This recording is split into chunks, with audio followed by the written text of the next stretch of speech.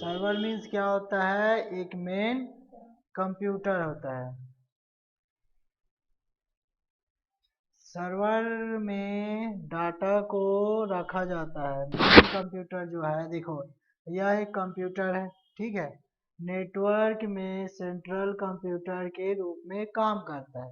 Network means बहुत सारे computer जुड़े हुए हैं।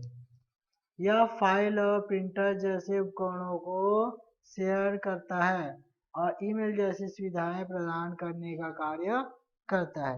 मतलब आपके ऑफिस में 10 कंप्यूटर, 20 कंप्यूटर, 100 कंप्यूटर, अगर 1000 भी कंप्यूटर है, लेकिन आपका कंप्यूटर को सर्वर बना के रखे हुए हैं किसी एक कंप्यूटर को, तो जो मेन प्रिंटर फाइलों और डॉक्यूमेंट्स को स्टोर करके रखता है।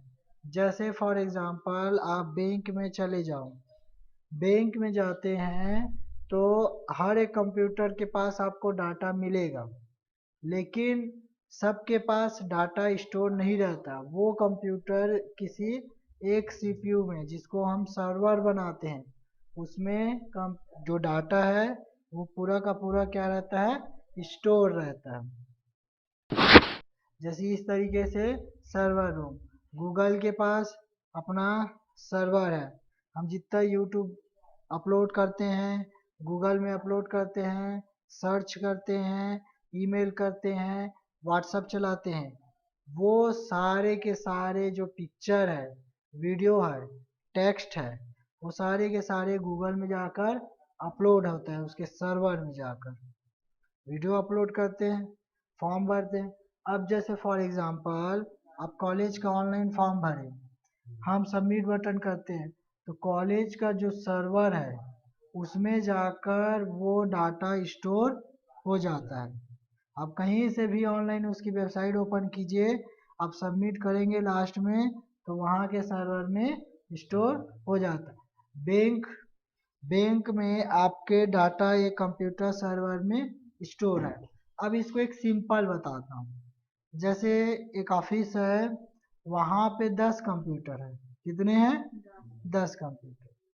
वहाँ पे 10 कंप्यूटर है, तो देखिए जो यूज़र है उसे हम क्या बोलते हैं, क्लाइंट बोलते हैं, और जिसमें मेन फाइल को रखा जाता है उसे सर्वर बोलते हैं।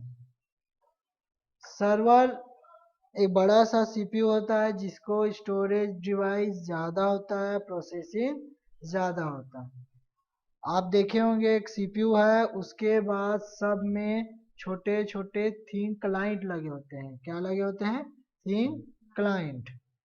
सीपीयू में आपका हार्ड डिस्क लगा रहेगा, मदरबोर्ड लगा रहेगा, प्रोसेसर लगा रहेगा, समझ रहे हैं? प्रिंटर भी उसी में कनेक्टेड रहेगा। अब आप थिंक क्लाइंट लगा दीजिए क्लाइंट बनाने के लिए। क्लाइंट बनाने के लिए थिंक क्लाइंट लगाए तो उसमें आप कीबोर्ड, माउस, मॉनिटर या आप स्पीकर कनेक्ट कर सकते हैं जितने चाहे। ये आपका सर्वर पे डिपेंड करेगा। आप जैसे आपके पास है 10 की कैपेसिटी का कोई सीपीयू है, आप 20 लगा दोगे तो सर्वर क्या हो जाएगा? स्लो हो जाएगा, बहुत ज़्यादा स्लो हो जाएगा। जैसा उसका प्रोसेसर, जैसा उसका स्टोरेज, उसके हिसाब से उसमें हमें क्लाइंट का संख्या रखना पड़ता है। सिंपल भाषा में, अभी सेंटर में आप देखे होंगे एक सीपीयू है, चालू करते हैं, बाकी कंप्यूटर को हम कनेक्ट कर देते हैं, तो वहाँ पे देखना वो सब क्या है? क्लाइंट है, और सर्वर हमारा एक है। तो सर्वर और क्लाइंट कैसे बनाओगे? एक सीपीयू लिए, सीपीयू का केबल हम स्विच में किए। स्विच में होता क्या है, जो आपको लेन केबल बताया हूँ, याद है?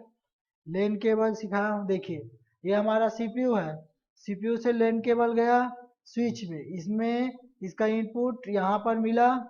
अब इसका इनपुट बाकी सब से एक केबल जाएगा जितने हमारे थिंक क्लाइंट। थिंक क्लाइंट जो डिवाइस आता है वो भी अलग अलग आता है ना। आपका 512 MB का, इसका 1 GB, 2 GB 4 GB रैम का, उसमें भी प्रोसेसर लगे होते हैं। आप जितना कम वाला लेंगे वो भी उतना ही स्लो चलेगा, वो भी अच्छे स्पीड का आता है। अगर सर्वर हैवी नहीं है और आपके क्लाइंट हैवी है तो भी आप यूज़ अच्छे से कर सकते हो।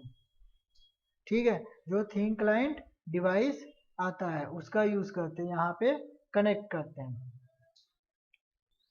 तो यहाँ पर देखिए सीपीयू है, फाइल सर्वर मीन्स हमारे जो फाइल बनाते हैं क्लाइंट में उसको स्टोर करिए।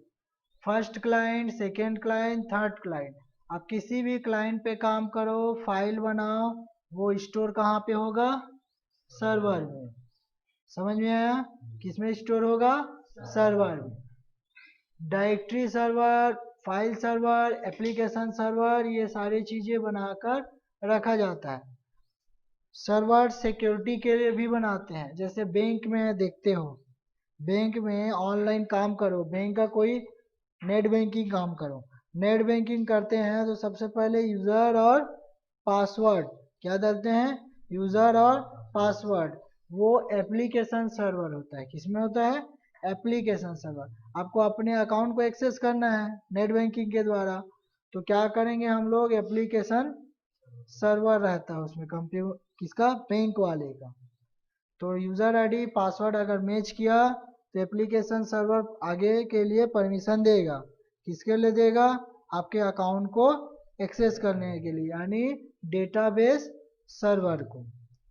तो इसमें हम देखते हैं, देखिए थिंक क्लाइंट, सीपीयू तो समझ में आया, एक बड़ा सा रहता है कि उसमें प्रोसेसर, रैम।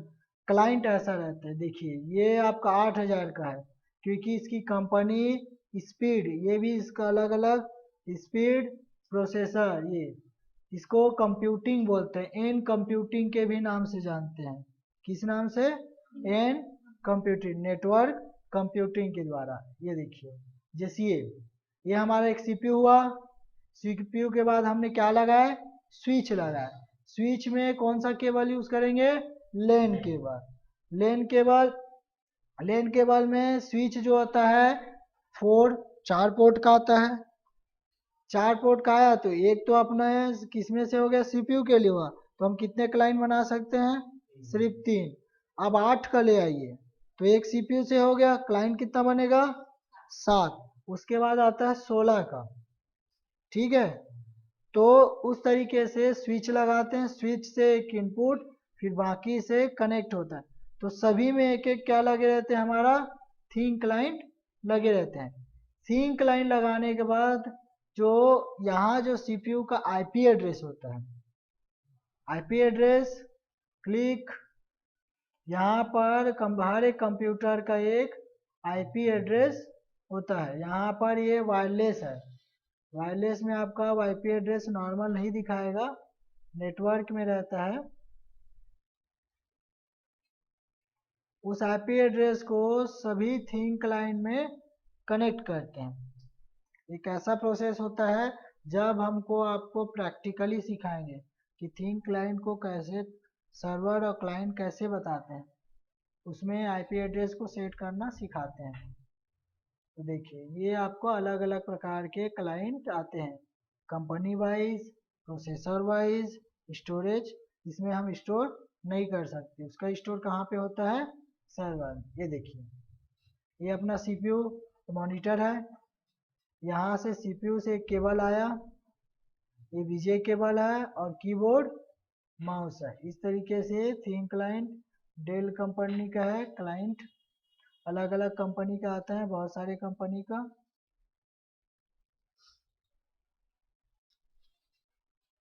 नेटवर्क के लिए हम यूज करते हैं, नेटवर्क के लिए इस हब को यूज किया जाता है। क्या है? नेटवर्क का स्टार का केंद्र होता है।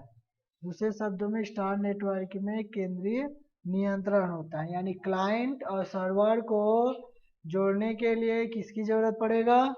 हब का। एक आया सीपीयू से कनेक्ट होगा, बाकी आप क्लाइंट पे जाकर उसमें कनेक्ट कर सकते हैं। कौन सा केबल यूज करते हैं हम लोग? लेन केबल। कौन सा यूज करेंगे हम लोग? लैन केबल यूज करते हैं। ये देखिए, एक पोर्ट आपका सीपीयू में लगता है, दूसरा पोर्ट हब में जाएगा, या एक पोर्ट आप हब में कनेक्ट करेंगे, दूसरा आप किसमें, क्लाइंट में। इस तरीके से पोर्ट को कनेक्ट कर सकते हैं। तो हब, क्लाइंट और सर्वर, देखिए यहाँ पर जैसे फॉर एग्जांपल ये जो हमारा स्विच है उसी को क्या बोलते हैं, हब बोलते हैं, जो सीपीयू और सर्वर को कनेक्ट करता है। सीपीयू और सर्वर को कनेक्ट करता है यहाँ तक प्रिंटर को। अब आपके पास कितने पोर्ट का है, 16 का लिया है, 16 का लाए, एक आ गया सीपीयू, एक है आपका प्रिंटर, तो कितना बचेगा आपका 14। आप 14 क्या बना सकते हो, उसमें क्लाइंट बना सकते हो। अब आपको 10 और चलानी है, उसी सर्वर से 10 कंप्यूटर और चलानी है, तो आपको क्या करना पड़ेगा, 16 का एक और आपको हब लानी है। तो क्या करना पड़ेगा, पहले वाले कंप्यूटर हब में एक कम करते हैं, क्योंकि एक हब से दूसरे हब में भी आप इनपुट दे सकते हो। जैसे एक हब आया, यहाँ पर एक हब लगा हुआ है और एक और हब है, तो उससे इनपुट होकर दूसरे में आउटपुट जाएगा, फिर वहां से आप बाकी सीपीयू को डिस्ट्रीब्यूट कर सकते हैं। स्लो होगा, लेकिन कंप्यूटर प्रोसेसर के हिसाब से है ना, कि सर्वर आप कितना स्ट्रांग बना रहे हो। दूसरी चीज कि आपका जो क्लाइंट है वो कितना हेवी है, समझ रहे हो। अगर आपका जो क्लाइंट है उसका रैम ज़्यादा है, उसका प्रोसेसर ज़्यादा है, और आपका जो सर्वर है उसका भी रैम ज़्यादा है, प्रोसेसर ज़्यादा है, स्टोरेज ज़्यादा है। स्टोरेज मतलब हार्ड डिस्क, एसएसडी कार्ड, आप क्या यूज़ कर रहे हो। एसएसडी कार्ड यूज़ करते हैं तो स्पीड ज़्यादा रहेगा, और हार्ड डिस्क यूज़ करेंगे तो स्पीड कम रहेगा, ठीक है। क्योंकि हार्ड डिस्क के बारे में वो डिटेल्स है, उसको बताते हैं। ये है हब, जिसको क्लाइंट और सर्वर को कनेक्ट करने के लिए यूज किया जाता है। हब 3 प्रकार का होता है, डम, इंटेलिजेंट और स्मार्ट। आते नहीं, नेटवर्क की सर्वर से जुड़े प्रत्येक कंप्यूटर को क्या कहते हैं, नोड। यानी चाहे क्लाइंट हो चाहे सर्वर हो, जो कंप्यूटर जुड़ा हुआ है जिसके द्वारा डाटा का आदान प्रदान हो रहा है। एक फाइल क्लाइंट में कोई भी आप फाइल सेव करते हो तो किस में जाकर सेव होगा, सर्वर में। तो उस फाइल को कोई और क्लाइंट यूज कर सकता है। तो नेटवर्क में सर्वर से जुड़े प्रत्येक कंप्यूटर को, जो सर्वर से जुड़ा रहता है जितने कंप्यूटर, उसे क्या नाम से जानते हैं, नोड। हर एक नोड का नाम रहता है अलग अलग, सेम नहीं हो सकता। फॉर एग्जांपल जैसे हमने क्लाइंट दे दिए तो क्लाइंट 1 2 3 4 5। फॉर एग्जांपल हमने शॉर्टकट में एनजीसी लिख दिए, किसका, क्लाइंट का नाम, तो बाकी क्लाइंट का नाम भी अलग अलग रखना पड़ेगा। सेम नाम से क्लाइंट का नाम नहीं रख सकते, समझ में आया। उसका नेम हमको अलग अलग ही रखना पड़ता है, चाहे आप सीरीज में चेंज करो या अल्फ़ाबेट में चेंज करो। उसके बाद आते हैं केबल। कंप्यूटर को जोड़ने के लिए केबल का यूज करते हैं, उसे क्या बोलते हैं, बस। कौन कौन से केबल, नाम बताया था ना केबल्स, कौन कौन से केबल होते हैं। लैन केबल, लैन केबल को किस नाम से जानते हैं, केबल के मुख्यतः नेटवर्क में यूज होने वाला कौन कौन से है। सबसे पहले ट्विस्टेड केबल, कौन सा केबल, ट्विस्टेड केबल। उसके बाद जिसको लैन केबल ही बोलते हैं उसे ट्विस्टेड केबल, जिसमें 7 8 3 4 पेयर होते हैं। ये जो केबल है ये कौन सा केबल है? Twisted cable. उसके बाद कौन से केबल बताया था मैं? याद नहीं है, भूल गए? कोक्सियल केबल, जो डिश टीवी केबल में यूज होता है। या बहुत सारे और डिवाइस आते हैं जिसमें इस केबल की अलग अलग क्वालिटी के हिसाब से यूज होता है ना? जिसमें क्या लगा रहता है? किसकी परत होता है उसमें? सिलिकॉन। हाँ, सिलिकॉन वे। उसमें आप तांबे का तार होता है बीच में, जानते हो ना, पतला सा। उसके फिर ऊपर में कवर, फिर उसमें फिर कवर। कवर दो तरीके से लगता है, कॉक्सियल ट्विस्टेड केबल, उसके बाद कॉक्सियल केबल। उसके बाद थर्ड क्या था? बहुत जल्दी भूल जाते हो आप लोग। हम्म, fibre optic cable high speed networking के लिए यूज किया जाता है। सबमरीन केबल बताया था।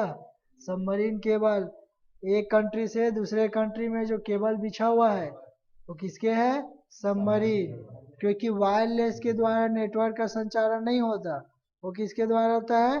केबल्स के द्वारा।